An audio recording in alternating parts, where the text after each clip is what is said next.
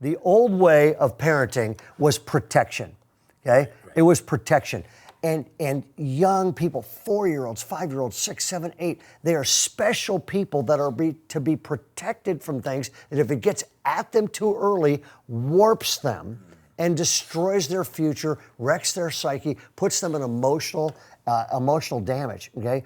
Oh, and we've replaced protection, which was healthy at young ages, with preparation, which means let's just let anything get at them, teach them everything, and assume they'll survive. And it's been destructive to that. It literally has been destructive. A friend of mine who wrote a book on kids and human sexuality said this. He said, teaching young kids the essentials of sexuality at a young age without the moral guidance that should accompany that is like it's training people to build a nuclear bomb without any of the morality of coming with blowing the entire world up. When you think about the emotional regulation that has to happen, right? So whenever you think about if emotion is what empowers us to order logic, so we have these logical ideas, but emotion is what empowers us to put them in the proper order to know how we should act.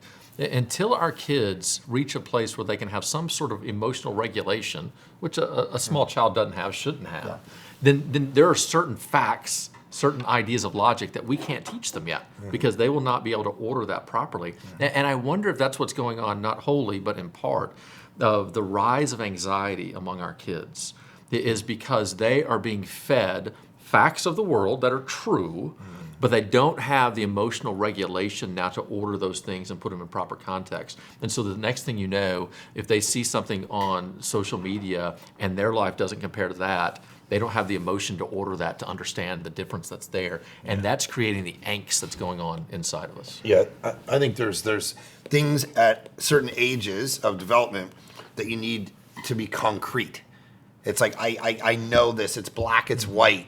At certain ages, and then there's certain ages where, of course, things are a little more abstract. And so if we keep, you're alluding to kind of the gender conversation or whatever, at maybe too young an age being introduced in education or whatever, whether it's the gender-bred man is out there and you're trying to figure out, which gender, it's like we're introducing these ideas. And yes, they're legitimate things that we need to work through and people are working through. But what we've done, Nancy Pearcey points this out in one of her books, Love Thy Body, where she talks about it used to be that there was concrete things like the physical world, and then there was abstract, subjective things like feelings. And we used to go, the physical world, it's actually got huge hints to your identity and who you are. And it matters. And what we've done is basically done what, people, the Gnostics did in the first century. We said, no, the physical world it's not important anymore. Your physical body has no hints toward who you really are as a person. It's only what you feel inside that matters. And what you feel inside is now the primary thing that should define your identity. And we can adapt the physical, the concrete, to meet the feeling.